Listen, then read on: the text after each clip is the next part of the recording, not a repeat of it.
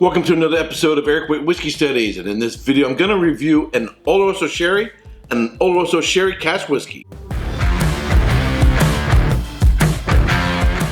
So this is part of a series I'm doing on sherry and sherry cask finished whiskey. So in this video I'm going to do a review of the Gonzalez Bias Alfonso Oloroso. This is dry. It says Seco on the bottle, so you don't want to think about sherries as you might a port.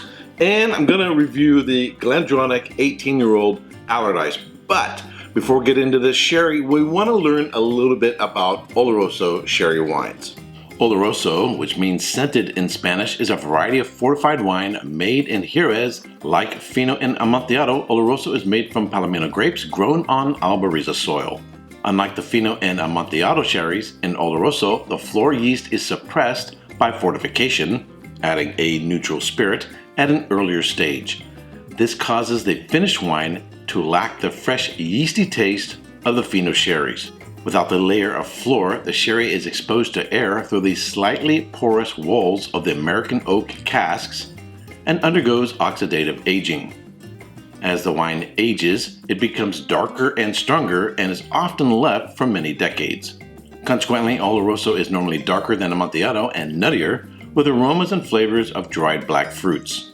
The Gonzalez Bias Alfonso Oloroso, made from 100% Palomino grapes, aged oxidatively without Flor, for 8 years in a Solera, bottled at 18% alcohol by volume, and sells for anywhere between $17 and $24.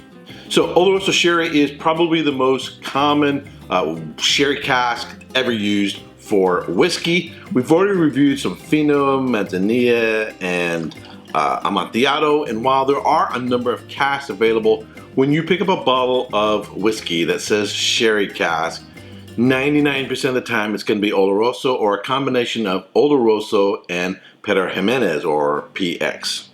So this is a fortified wine, but you might be tempted to think it's like port, that it's got some sweetness to it.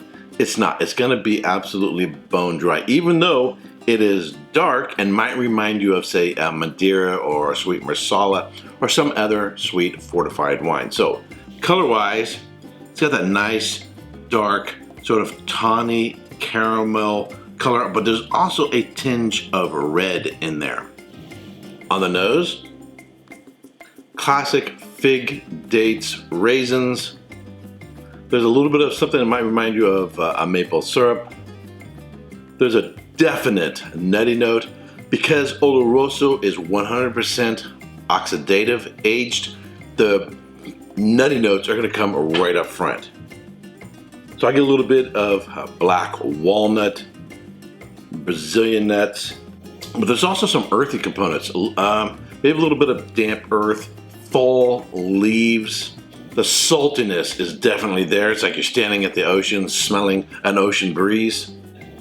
Get some almost like coffee notes and a bitter baker's chocolate. On the palate,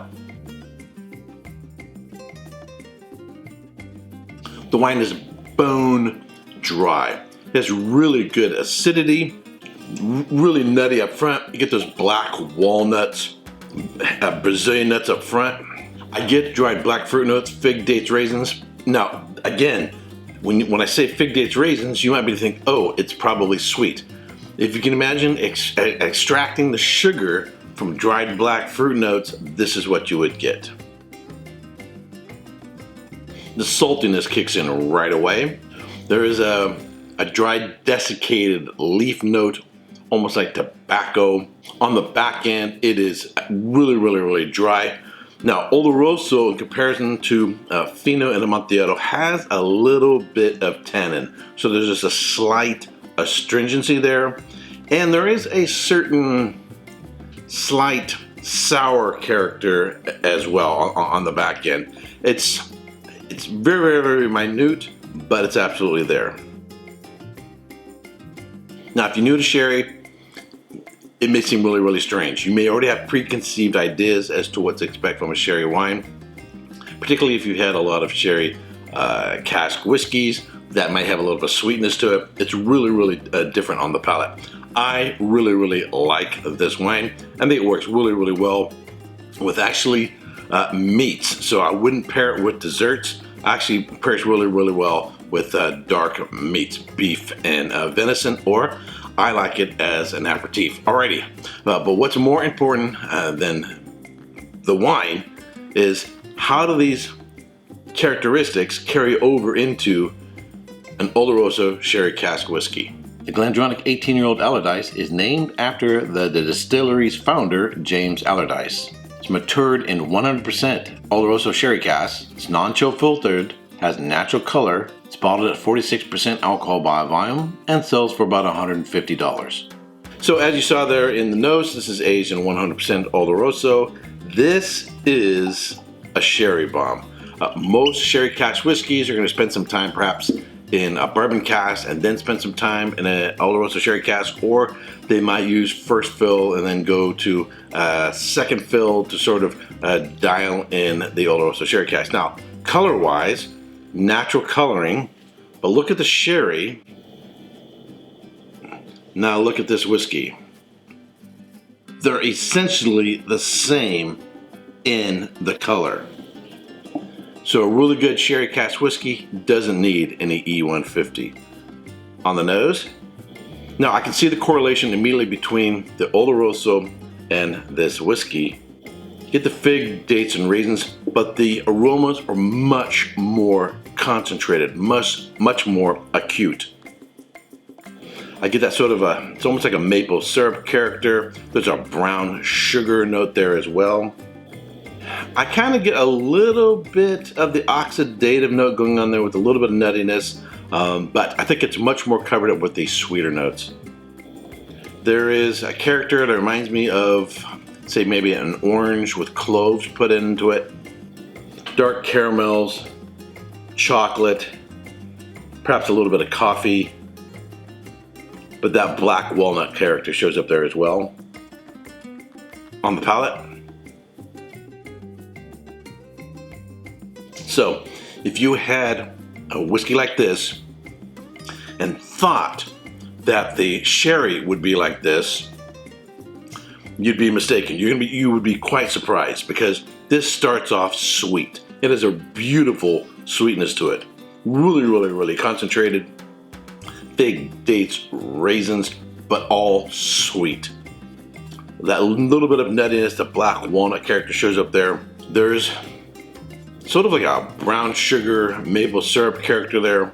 A character which if you combine a nuttiness with brown sugar and honey, maybe like a baklava, that shows up there. In fact, it really is, it's not a sugary sweetness, it's a honey sweetness.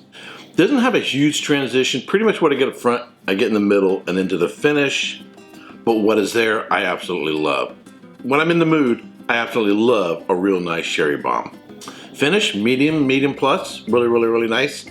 So it doesn't have necessarily a lot of depth and a lot of complexity in terms of range of flavors, but what is there, I absolutely love. Now, these bottles are gonna start getting a little rarer, a little harder to find. So if you can find one, I would highly recommend grabbing one, because some changes going on there at the GlenDronach Distillery. What would I give this one as a score? I'm gonna go solid 88, 89 points, in that range. Let's go 88 points. Really like it. Well, what I need to get me, say, over 90 points, more complexity, more layers of flavor, more development.